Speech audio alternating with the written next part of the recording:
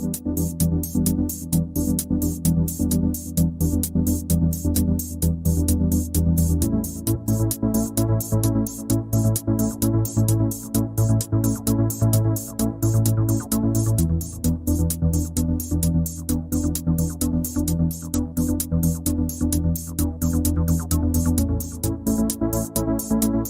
Marcus Barnes, and I'm here for Speaker's Corner hosted by Take Note. I'm joined by a living legend. I think he's a bit too humble to take that title, but I'm going to give it to him. Laurent Garnier. I'm not going to give you any more of an intro than that because I just think everyone is aware of, like, you know, how much you've achieved and what a, you know, special artist you are. Thank you for joining us. Thanks for giving us some of your time. It's really nice to be sat here about to chat with you. And what I wanted to start with was your film, which I saw very recently. The documentary. Documentary. Yes, documentary. What was the trigger behind getting that started? You know, did it come up in conversation, or, you know, how did this sort of idea for it come about? It's kind of two different triggers. One was by being approached by a lot of different people in France to actually make a documentary. And if I have to open the door, you know, my door here, the house and my life, I need to be confident with the person. And I guess all the other people who approached me before, I didn't like their ideas. I mean, since the beginning, I've said, you know, doing a documentary on me, myself, and I don't find that very interesting at all. I think there's much more things to say about the techno world, and even though, you know, it comes across my life, I think there's much more to say, and it's much more interesting to be treating about other subjects than just myself. So I didn't like their approach. So I actually approached myself, Gabin, which is the director of this documentary. But before that, that's why I kind of corrected you when you said film, because I've released a book called Electroshock. Yes. About 13 years ago, I think, something like that, 14 years ago. And hang on, je suis en plein Zoom. Sorry, my voice coming in. Oh. He's going to the supermarket, all right? Oh, no. Sorry about that. That's all right. Saying that, yes, I've released a book, and then after that, I've been approached by a company in France, like a small film company, who wanted to make a movie, a fiction about the book. Yeah. And we kind of worked together for about 9-10 years. I'm going to cut a very long story short, but I felt at one point that I was not going to go anywhere with that company in France. It was going to be difficult and stuff. And the fact that I've been crossing so much shit through the film industry, especially in France, we can't say they are very nice people. A lot of them think about themselves and about their, it's a very different world than the music business, luckily for us. And I kind of got a bit sick with all this. So the idea at first, when I approached Gabin, I said, listen, I'm supposed to make that film, but I really don't know if I'm going to get to do it. And the angle I find quite interesting would be to start to document this really hard work with the movie and document it as me as an artist trying to do something which is not in my normal work, set of work. And what would be interesting is to see how far I go with this story. If I get to do the film, it would be nice to stop the documentary just the first day we say action.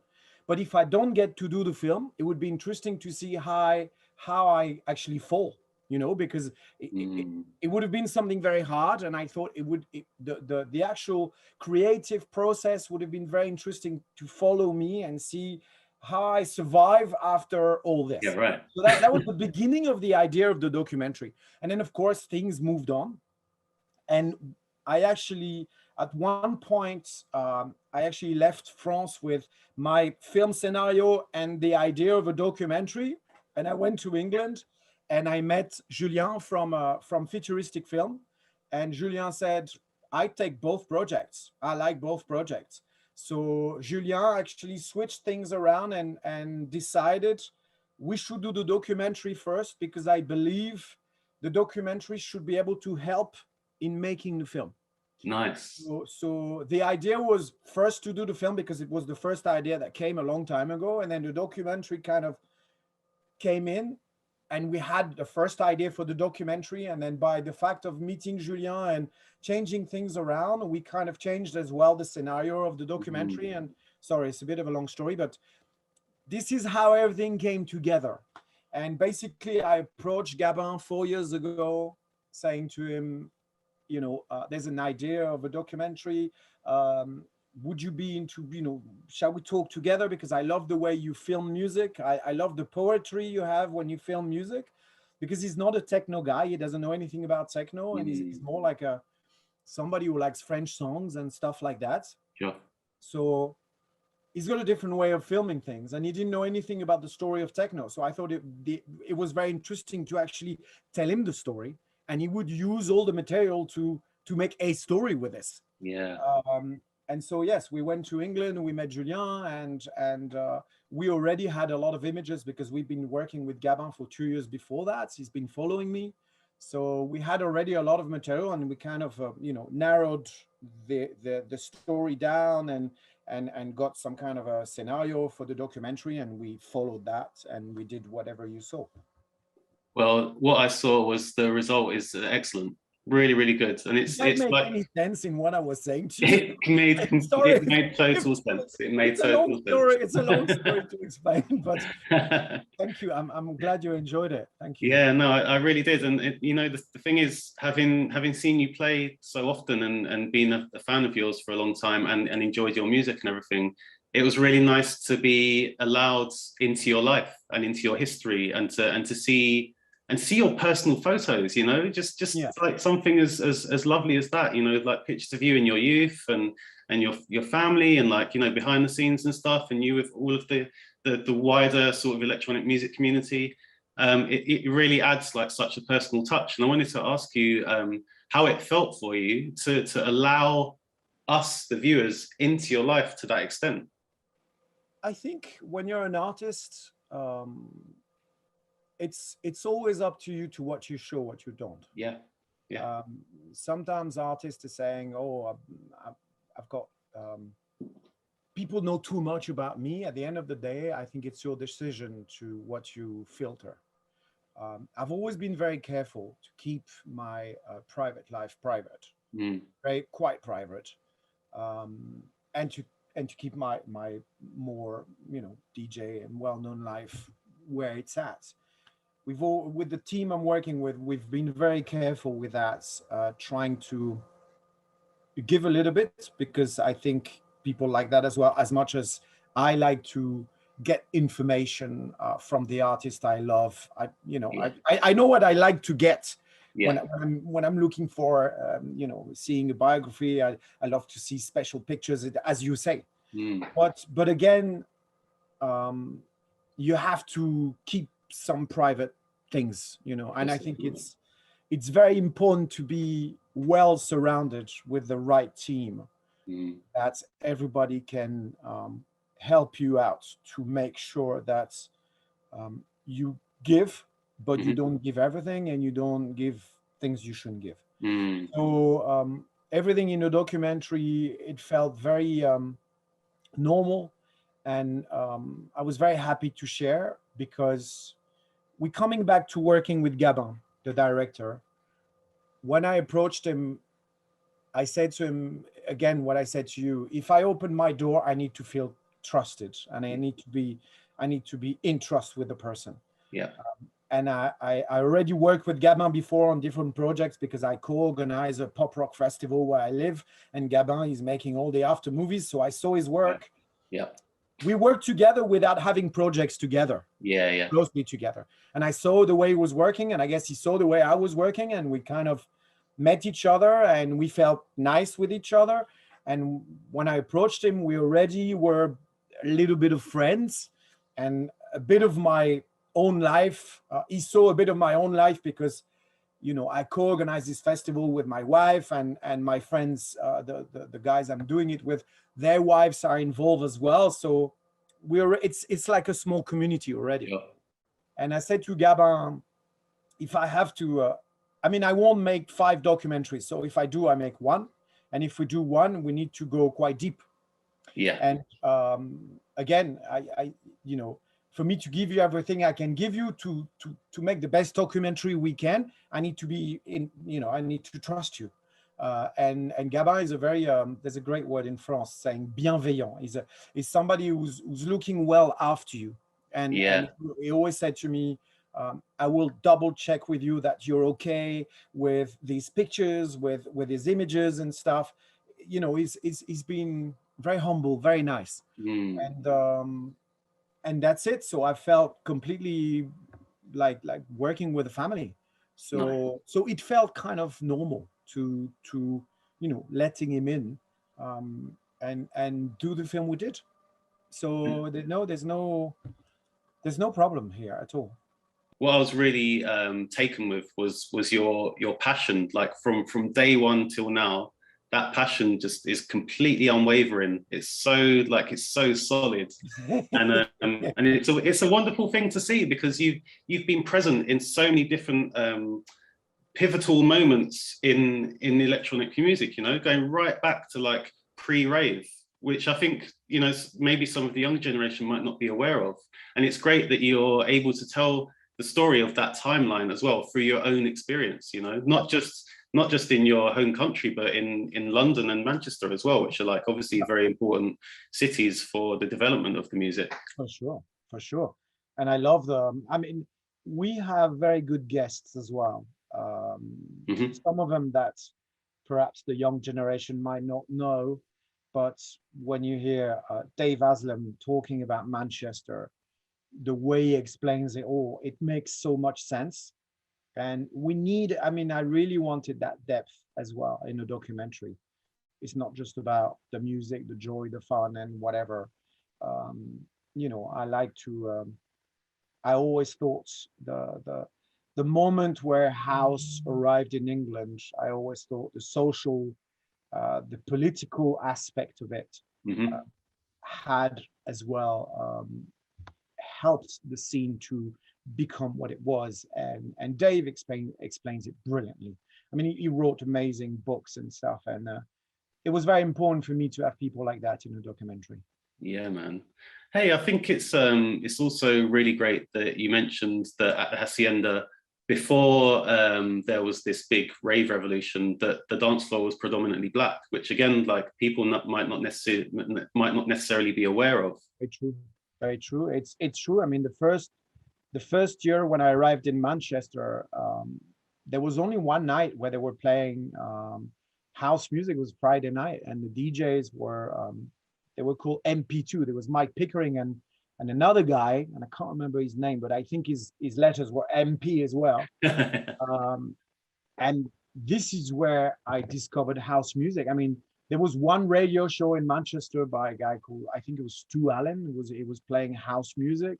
There was one record shop called Spinnin' where you could get the records, but man, it was difficult because those records were coming 4 at a time from Chicago, and of course they were keeping them for the DJs, and I wasn't DJ back then, so every time I was ringing the shop, it's, did you get Love Can't Turn Around? Yes, you better come quick, and then you just drive an hour and get there. It's like, no, it's gone, sorry mate.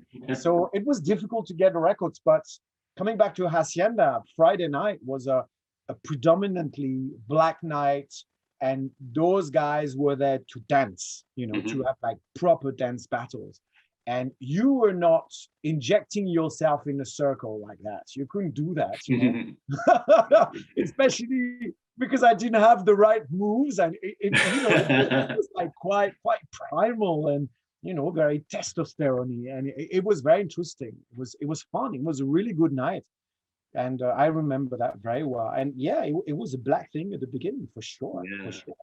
It's funny actually. I've over the last couple of years, I've done a bit of writing about what was going on in a kind of like the pre-rave era in the UK, and this this culture of dancing, of actual dancers and dance battles, and people that were actually famous for being like very good at dancing on the club scene, is again something that's quite underreported. And I was really interested in trying to investigate that, and possibly even like writing like a big article or a book about it, because again, like it's something that's not necessarily that well known, but was very important to the development of the culture that we know now.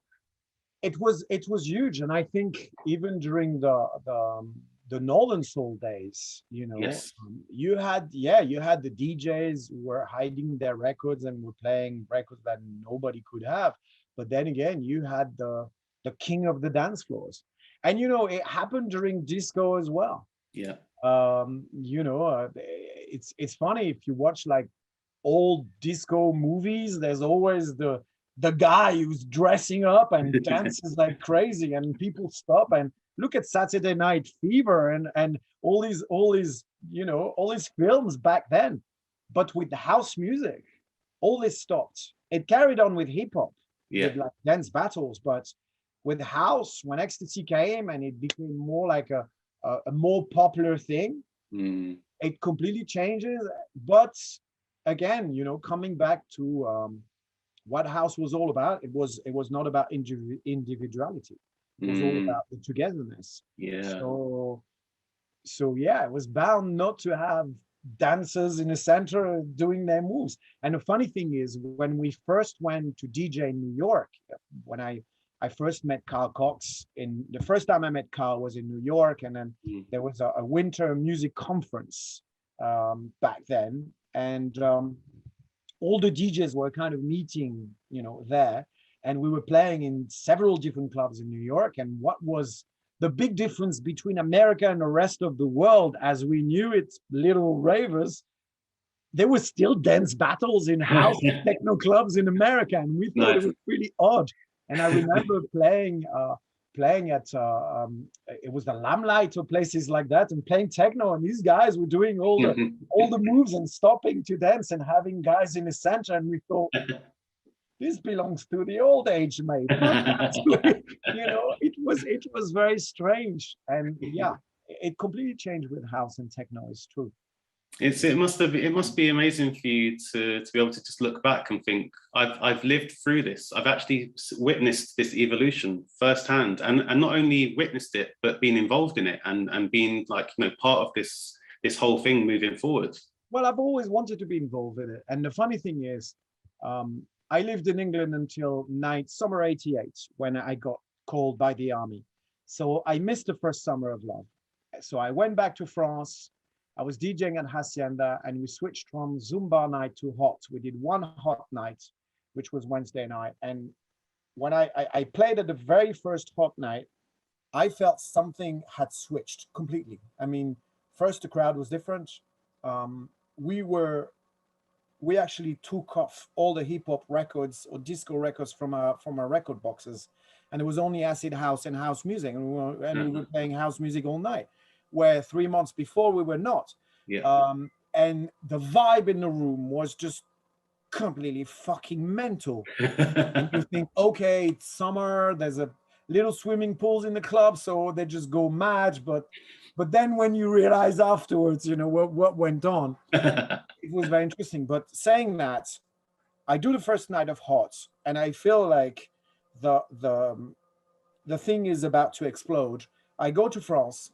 All I hear is through the Face of ID magazine that England has gone completely mental, and I'm stuck in the army.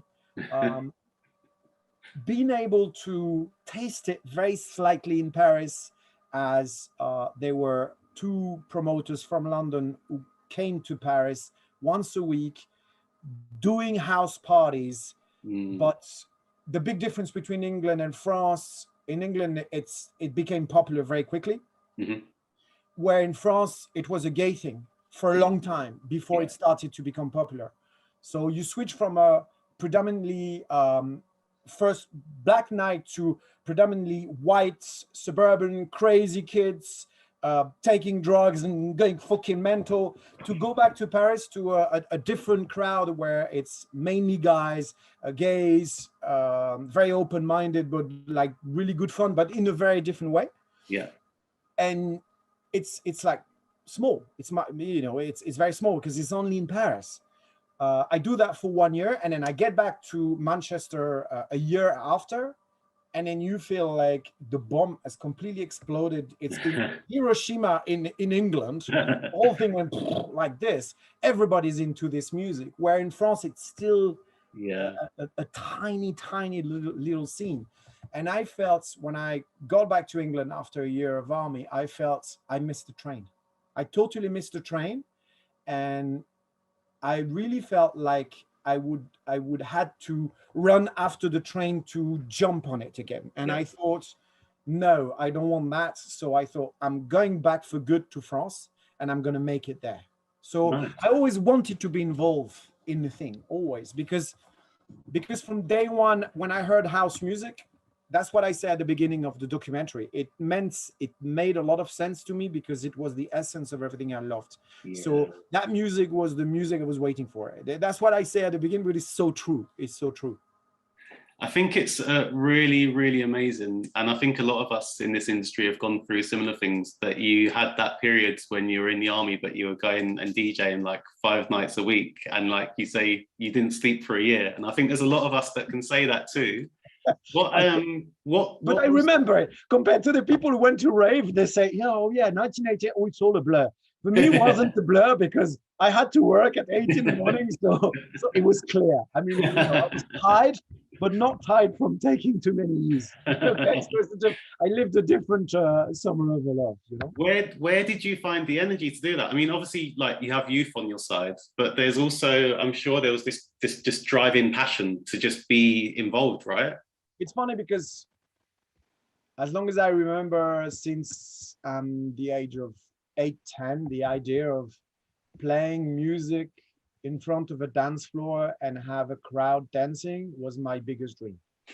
So once you taste it, and Lenny D says it beautifully, he says in the document, once you taste this drug once, that's it. And no, it is really a kid's dream for me to be a DJ or to play music. Not to play to a huge crowd. It's more like to be able to play music and make people move.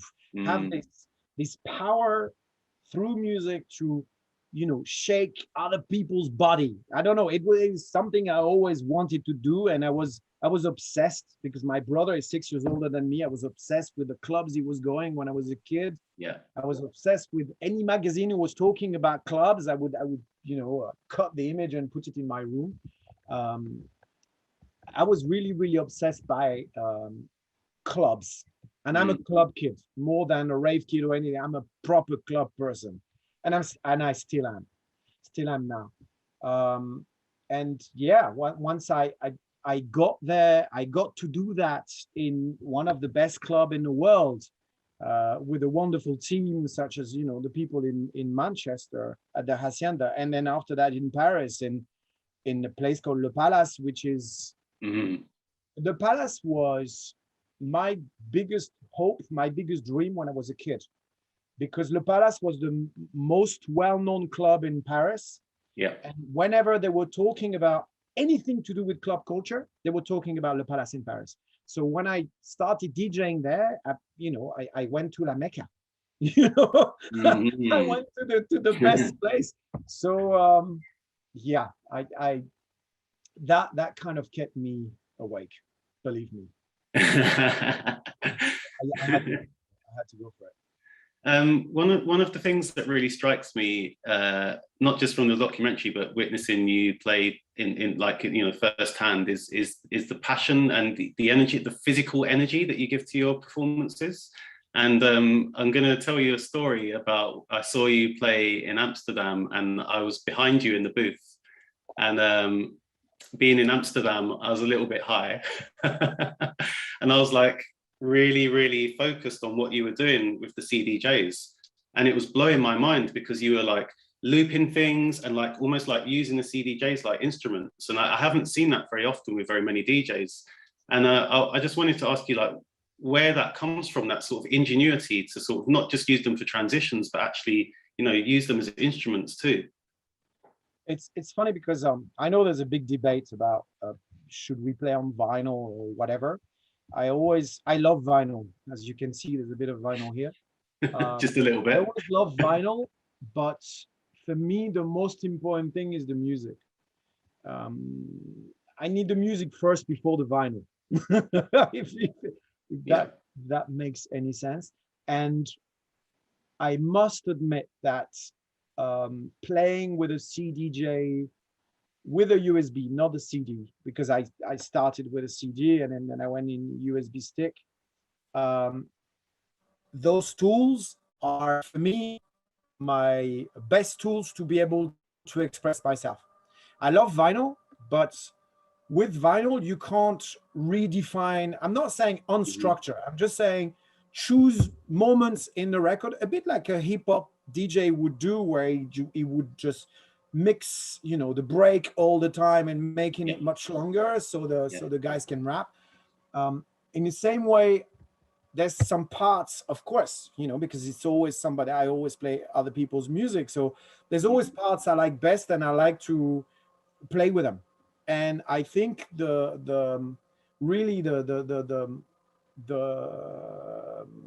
CDJs and all this setup for me suits my DJing the best. So I feel very good with all that, and I like long mixes. I like when it's really smooth, because I like playing all sorts of different kind of music. But I think a night should be like a roller coaster. You need to go up, you need to go, but you really need to go down as well. Yeah. You know, for me, a full night of bang on techno is boring, as much as a full night of vocal garage is boring. What's good is a night with vocal garage and techno. That's when it starts making sense. It's like food, you know. It's like food. You wouldn't eat chicken every day, and you wouldn't eat the same fish every day. And you know, it's just the little differences that makes the story more. There's more core, more body to the story. And what I like doing is when I mix is trying to really change the pulse and change the music and the intensity, but for people not to really hear it. I'm trying to make it as smooth as I can. But saying that, sometimes I like power as well. You know, I like to pinpoint a moment and then making it much louder. I guess it's like when you mix a track. You know, you choose sometimes what's going to be loud, what's going to be not as loud, but they all need to be stuck together and, you know, feel compact. But yeah, I like interfering with the records. But saying that, sometimes I like playing 15 minutes without touching it. Yeah. I think DJ is always a matter of the moment. Yes. For me, Moment all about the moment. Watching your crowd, understanding the sound system where you are, knowing the time, and judging how tight the crowd can be, how late it can be, how early it is. Where should we be by now? You know, level wise of intensity and stuff. Am I actually bored with the records I'm playing? Sometimes I feel, oh, I've been playing too long of this type of music. I need to switch because if I'm getting bored, they're gonna get as bored as I am. So, it's always kind of looking and questioning yourself and trying to find the moment, or trying to find the gap where you can just go in and get into people's head and basically fuck them up. The idea, for me, the idea is to find the moment where you can play the right track at the right moment. Yeah. So people can go home and 5 years after say, I saw you on that night and I remember you when you played blah, blah, blah, blah. Yes. It was a magical moment. And I think this is what we should all do. We should all search for that, search for that moment where we are able to switch, go somewhere else, surprise, take risks, so people can notice it. I think that's very, very important. Very important. Tonight I'm starting my set with this track. If ever I do it, which is very rare, because even sometimes I'm like so sure I want to start with this track, I would put that track, and then I would prepare another two. And I know 90% out of 100, I'll play one of the other two because it's not the moment. Yeah. Okay? But sometimes I'm forcing myself because I've decided and I'm going to do it. And then you play it, and then it completely goes flat. So you can never, ever pre do your set before, or prepare your set. So it doesn't work. It doesn't work. I mean, you can prepare energy. You know, you can prepare a set that rises in energy and stuff. But the magical moments, no. It's just, oh, I feel like I should play this now. Yes. I'm sure. Let's try it. Yes. And when the thing, I always picture it as like a flat thing, and the flat thing turns around like this. Just, you know what I mean? It's like, welcome to a different world. Yeah. And usually when you get to that point, after, you've got people on a tray. Yeah, man. You'll carry them on a tray. Yeah. It's a really interesting feeling. It's and it's a beautiful thing, and it's quite an intimate relationship that you can build with the crowd as well, and with yourself, because you can surprise yourself, because inspiration will come and you go, oh wow, okay, let's go that way. Yeah, and sometimes, you carry, I mean, I've been carrying records for years without playing them. And then one night, you don't know why, it's the moment, and you play it. But then the week after, you go, oh, I should play it again. Then you play it, and then it doesn't work. Yeah. Yeah, it's very strange. So I wanted to talk a little bit about nightclubs and what's been going on over the past year and a bit. Because it hasn't been going on very much, has it? Well, exactly. What's been going on in a year and a half? Everything else has been going on, but that hasn't been going on.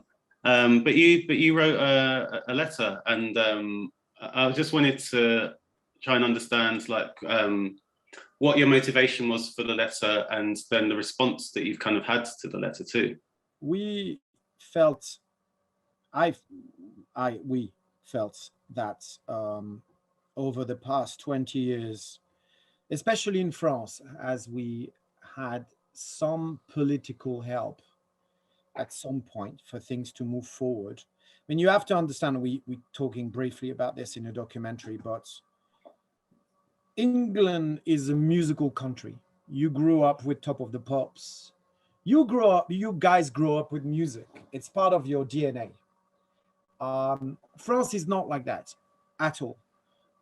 A lot of the music is seen as something you should sometimes be careful from. Any kind of music. It's getting better, but when house and techno arrived, the hostility it's been very hostile. Hostility, yeah. The hostility was very, very tough.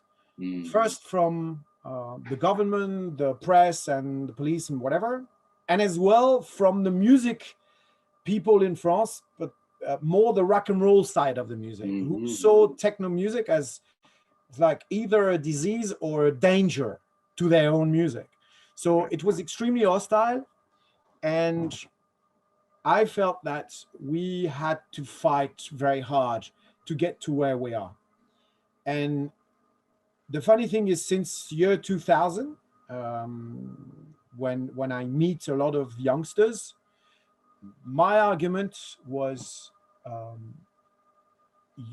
you guys, you come in a time now in 2000 and onwards, you come in a time where we feel that all the battles have been won. So it must be different for you because you don't have these battles to fight for. And I think fighting for something has helped us as well, helped the French scene to be very, very stuck together, very together. And even though we were not listening or defending exactly the same kind of music, we felt there was a connection. Yeah. And after that, from 2000 onwards, it kind of split up to little community of people making different kinds of music, but not really listening to other community. It was different. But then again, you know, it's the arrival of mobile phones and all social media. So it's much bigger than just the fact of 2000. Okay. And until COVID started, I felt that things were healthy in France. We basically won all the battles we wanted. And when COVID arrived, and we find out after hearing the what's it called, the cultural minister in France, and hearing the press, hearing the politicians, where the word club culture, DJs, but especially clubs, the word completely disappeared from everywhere. We couldn't. Nobody was using these words. So club culture was not existing anymore. They were talking about artists, cinema. They were talking about theaters. They were talking about restaurants that were closed. But clubs, it's like as if they were not existing anymore. So we kind of went, excuse me, we're here. And the actual minister, the cultural minister, said, clubs doesn't belong to the cultural minister. They belong to the ministère de l'Intérieur, the interior minister. Yes. Okay. Yeah. Interior minister. Yeah. How do you call it? Le ministère de l'Intérieur. Yeah, that's it. The interior minister. Yeah. And we went, what? So basically, we are not considered as artists for you. And they actually went, no, you guys from clubs and all the people around the clubs, you are not into the cultural world. So it triggered a lot of shit here. And I felt that as much as we did 10 foot forward in 20 years, I felt like we did 30 foot backwards. Yeah, man. Because of COVID. So I had to write a letter to the Prime Minister to say, am I a dead artist? Am I an alive artist? Or am I an artist at all? I'd like to understand. And the second thing is, I would love to understand, why did you give me a Legion of Honor? Because if it's not for my art and for me DJing outside of France and kind of representing my country, outside of France, why did I get it for? You guys need to get your shit together. And there's been a lot of political discussions and stuff for the last year and a half. And there's been a lot of solidarity coming out of that, where they are trying very hard to all the clubs, but the clubs as we know it, not there's clubs and clubs, that. And that's the difficulty of everything. There's the clubs where they play, where they have DJs coming from everywhere. They're programming people, so they're helping the scene. And then there's other clubs which they are on the seaside and they play the same records over and over again, and they're a bit different. Yeah. So, but saying that, there's been a lot of solidarity between the clubs as we know it, who try to get together and make actions, talk to politicians to make things move forward, to be treated as artists, because we truly believe we are artists. I don't see why I am less an artist as a DJ or making techno music than a singer or than a performer, than a dancer in a ballet. I don't see why I'm less of an artist. I don't understand. So yes, it's been a lot of talk during COVID. It's almost in a lot of places in the world, and the UK too. Even though we have music in our DNA, there's still this stigma that's attached to club culture, to DJs, to techno, to house, etc. it feels like there's still this stigma attached, which is kind of like that undervalues it, and compare, and if you compare it to like classical music, people place so much more cultural value on classical music compared to what we do. And it feels like it's just this perpetual battle, and it's always there in the background, no matter how, it's there, but when it's alive, it's okay. We get on with it, and we get on with our lives, and we go to clubs, and we know the community is there. We know we are there for each other, and we're alive. But when everything stops and everybody else around you is screaming and shouting and say, hey, we're here, we want this, we want that. And we try to do the same, but we disappear completely. Yeah. It feels tough. So yeah, I had to write that letter because I thought that we did win a lot of battles, but obviously after COVID, I can say now, I think we didn't win that many, because I think we kind of went back into prehistorical, yeah, like not very nice time. But we'll see where this is going.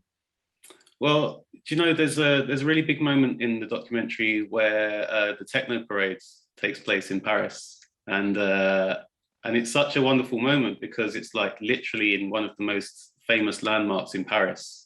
There's this techno parade happening, and it's like amazing. And I love where's the king? Shall we chop his head off? But I love the footage of you as well, like the old news footage where you're just like, I can just see like the passion coming out of you, like this young Laurent, just like we were all like that. We really felt that we won a lot of battles on that day. But it's actually interesting to have finished the film just as COVID started, just before the first confinement, and watching it a year and a half after with Black Lives Matter, with all this shit going on with the politics in France and techno and the club worlds and stuff, thinking, oh my God, okay, there's still a lot to do. It's funny how I feel this documentary is very linked with what happened as well during COVID. And there's a lot to say now since we've had a year and a half of COVID.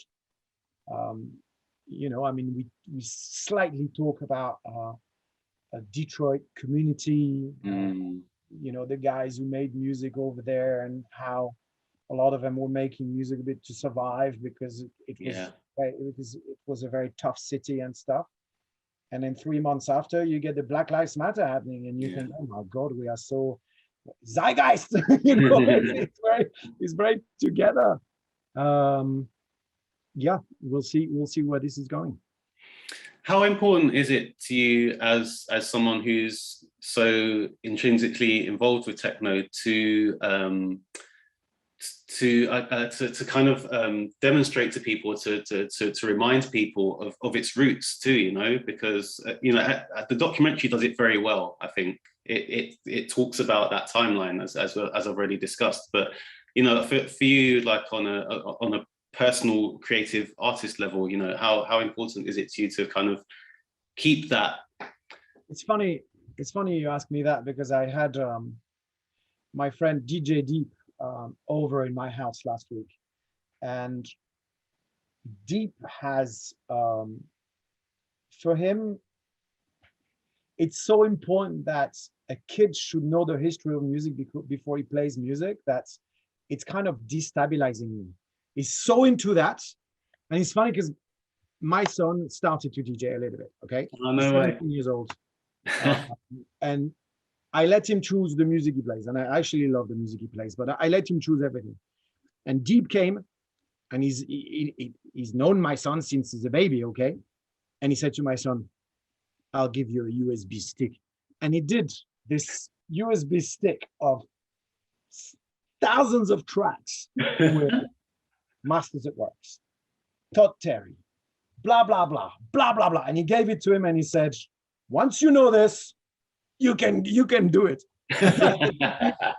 And I said to Jeep, it's not important, mate. It's not. I mean, you'll get into it one day. It's like me when I started DJing.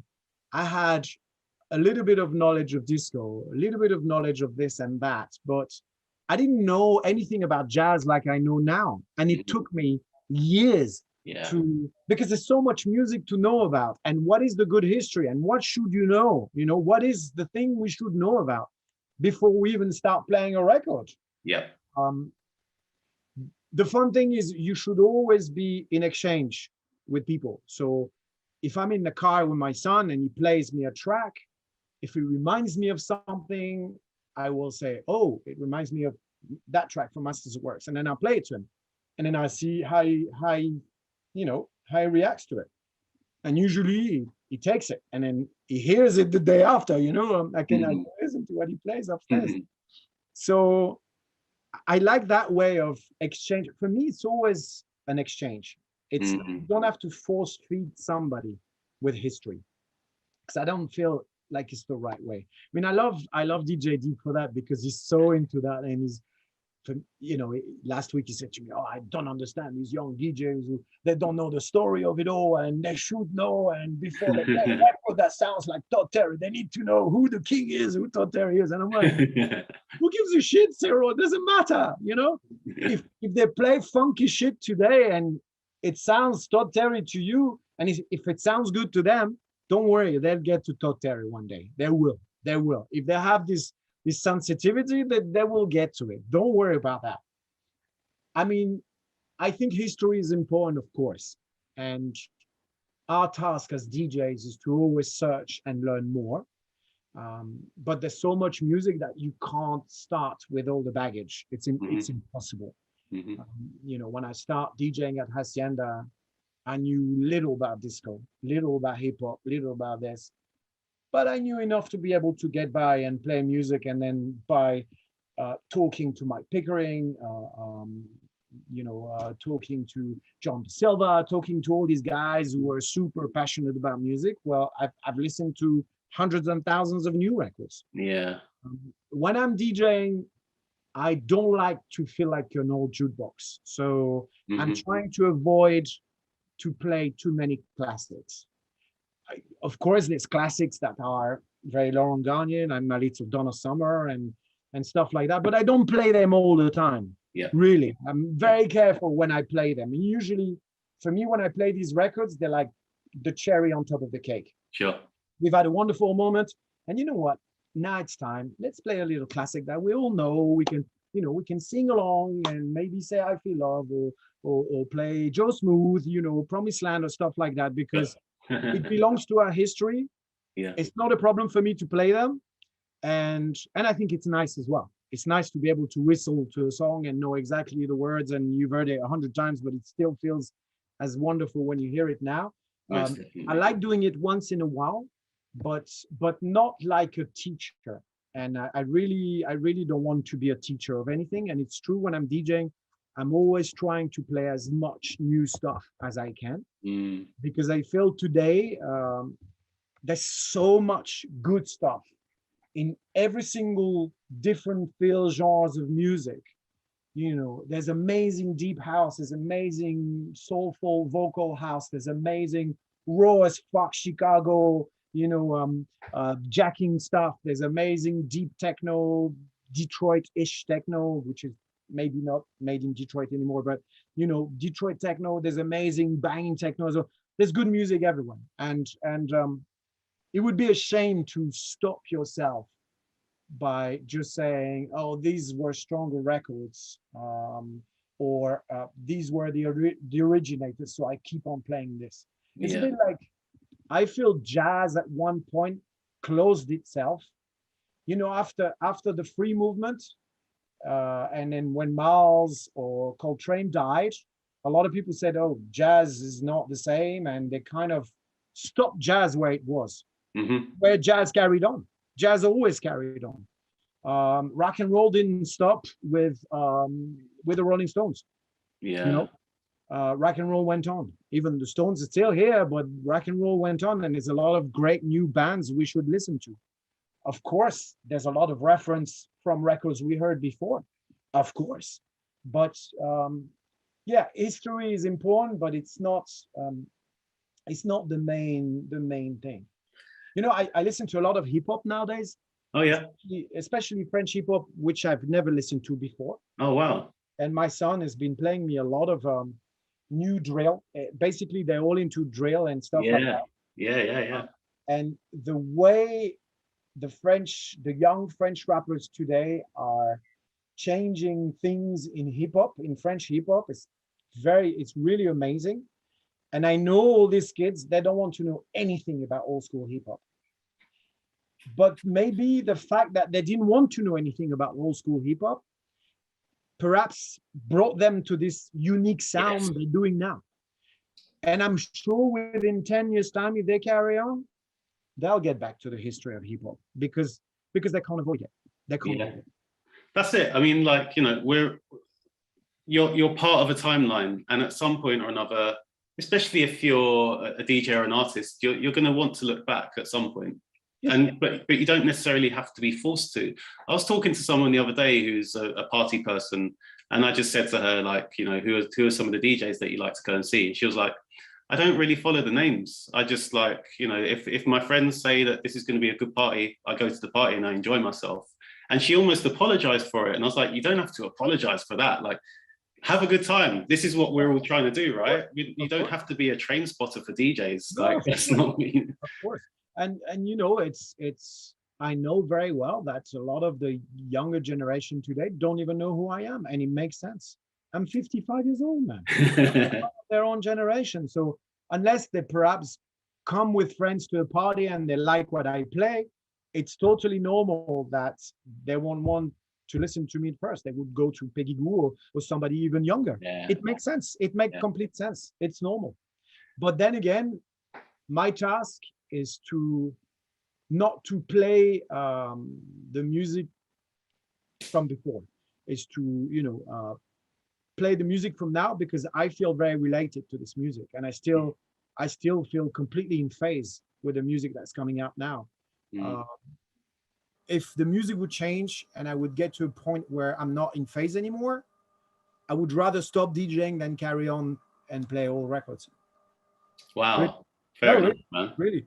I need to be excited. So I need to be, how can I say? I you know, I see myself like a windmill, and, you know, it needs to turn around all the time, because otherwise the engine gets rusty. And if I don't get new music, if I don't get excited by new things, I'll get rusty. And so it would be time for me to stop. And because there's still amazing music nowadays to be played, so I'm very happy. I'm very, very happy. Amazing, man. Given how long you've been around and the experiences that you've had, if your son was to start becoming a professional DJ, what advice would you give to him, given what you've experienced yourself? I would say first, I would say, don't tell them who your father is, because it will hurt you more than help you. Yeah, totally, man. Definitely. It will definitely hurt him more than help him. I mean, we all seen the amount of son of such and such actor or whatever, and son of blah blah, and, you know, it's difficult for them. So a lot of pressure. I would really say, I would really advise to him, you know, do your thing, but, you know, don't, if you have to say it, just say it to the person, but don't make it something thinking that it's going to help you, because it will not help you. It will hurt you for sure. And then I keep telling him, have fun, man. Play what you want. Play what you like. Only play what you like. And we actually played together last Wednesday. We did like a little drink. I mean, I live in a really countryside, deep countryside, and then we have hills over here, and then there's a place here where the farmers grow lavender, and it's on top of the hill. Nice. It's really beautiful. So we usually bring a sound system up there for like 20-25 of us. And No way.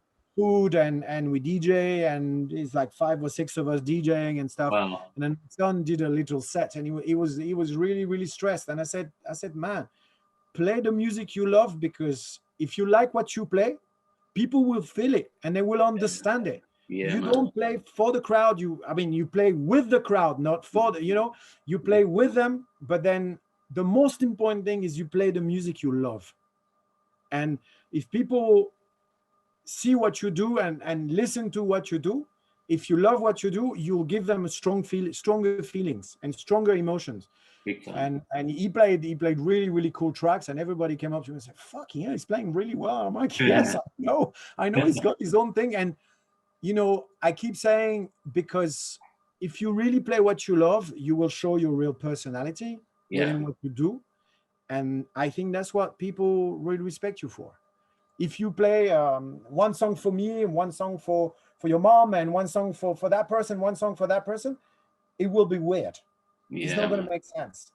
You have to play with the people, for the people, but then again, it's you as well. You really need to be involved in what you're doing, and I want to see you vibrate with what you play. Yeah. Okay? Mixing is okay. It's good to mix well, but I want to see you vibrate. And at the end of the documentary, I hope I'm not spoiling it, but there's the lovely scene of the records being transported via this chain of friends and family, I'm assuming, onto the back of the tractor. And obviously now looking at where you are, I know where the records have gone.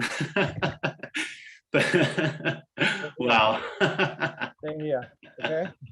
This is the records. And so was it a smooth transition? Because I remember there's the scene where you're talking to the architect and you're talking about like how many like meters of funk there is, and like the architect, we calculated not that well, because there was 15 meter long missing. So no. I had to, there's a door there, and then behind there's like a small room where I was supposed to stack some keyboards and stuff. It's full of fucking records. There was 15 meters left, and 15 meters is a lot. 15 long of records is a lot. So yeah, the problem is, in the house I was living before, the record collection was in 5 different rooms. Right. But some of them were still in boxes because I didn't have enough space. Wow. So here we actually calculated the room I could come in for my studio to be able to put all the records, and they're all here. Everything is here and behind this door, but it's all part of that. It's all kind of part of that room.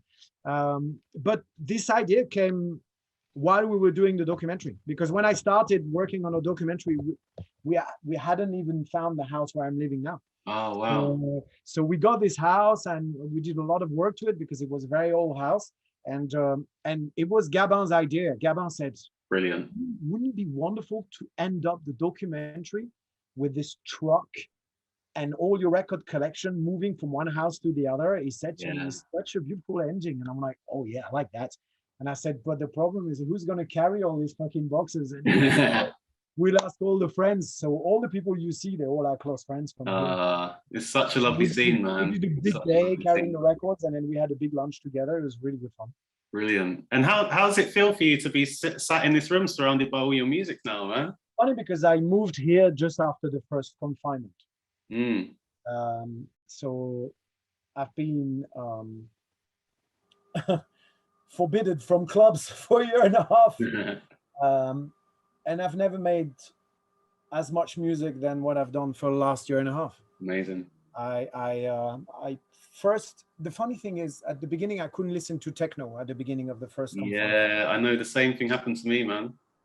I couldn't see the light forward. And for me, techno has always been the music of the future. And as our future was very grim, it didn't make sense. So I kind of went back into French songs, rock and roll, and stuff I knew, stuff I felt comfortable with, disco and soul. And this is when I started working on a pop rock album with a psychedelic band. Oh, nice. So we did an album, and it's coming out in 2 weeks, actually, in France. Brilliant. A full album. Then after that, I made music for a movie. So I did like 18 tracks for a movie. So that took a few months. And then now I've got a full album done as well for me. I've got like 14 tracks. I've got a lot of music done. So at the moment when I'm DJing, I'm trying all my new tracks. So it's cool. So Whoa. yeah, I've never made so much music. Um, and so after a year of spending mostly all my time here, I think it's been it's been helping me. I think it's been very reassuring to have all this around me. You know. I'm very excited to hear that you've got a solo album on the way. Yes. Very excited. Might be on Code QR. I think there's going to be a few 12-inch on Code QR very soon. Nice. Yes, nice. but yeah, having all this here feels homely, reassuring, very reassuring. Like I'm in my own environment, because you know a record collection is a very, very private thing. Yes. It's not just about what you have, it's the way you classify things. I think that's the most important thing. And having, for the first time, having them all here in the way I've always classified my music, but all in one room, finally feels like, okay, that's my room. It's my room, and if somebody comes and check the record collection, he might not get it all, because perhaps my way of classifying things might sound odd to him. Again, DJ Deep came last week, and you know, of course, we started digging some stuff, and he went, "Very strange how you classify things." And I'm like, I think your classification is strange. I think it's good. It's good to have this here. Just to finish up, I'm really intrigued as to know, you've been basically obsessed with music and clubs since you were very, very young, like going back to the family business when you were a child. What does music give to you? Like, you know, day to day throughout your life, what has it given to you that makes it such a presence in your life? It fulfills my life. It gives me joy, gives me sadness, gives me, I'm trying to find the right words. It really fulfills me with tons of different emotions, and different music gives me different satisfaction or feelings, you know, to a level where music is my best friend in a way. Yeah, it is. And I'm very careful about them, you know, but I mean, I care very much about the music. And I think the best representation of what I love would be, I don't know if you know, I have this little radio station called PBB. Yeah. You know PBB? Yeah. Basically, the funny thing is, I guess I did it for me. I did PBB for me, because I like listening to all sorts of different things when I'm driving my car and stuff. And now, you know, because of Bluetooth, you can listen to it through your phone. And the funny thing is, I keep on Shazamming myself all the time. Everything I put on PBB is going, of course, through me, because I put it myself into the radio station. The program is here, so I run it from here. And now there's 25,000 tracks in it. And of course, I forget a lot of stuff, and I keep on with my phone. Look at this. And I Shazam myself. So it's like a vicious circle where I mean, what I like about music is it's the fact that it gives you all different range of emotion, kinds of emotion. Nostalgia and just all sorts of stuff. You want to think of somebody or something or somewhere, there's usually a record or a track which is linked to that place. Usually, if you have a lot of music around you, very often it's, you know, it's linked with a record or with some tracks. And it's wonderful. It's wonderful that it's like smells, you know, they never go away. You smell something, and then 20 years after, somebody walk past and you, oh, it reminds me of that person. Yes. And music is exactly the same. It's like an instant reminder of a situation, a moment, a feeling, something. And it's really it's magic. It's very, very magical. Very magical. On that note, I think that's a great place to finish. But I wanted to say big thank you to you for everything that you've given back to music. Thank you very much. Thank you. And let's carry on. Let's carry on. Indeed. Thank you, Laura. It's been a pleasure, Marcus. Thank you very much. Likewise.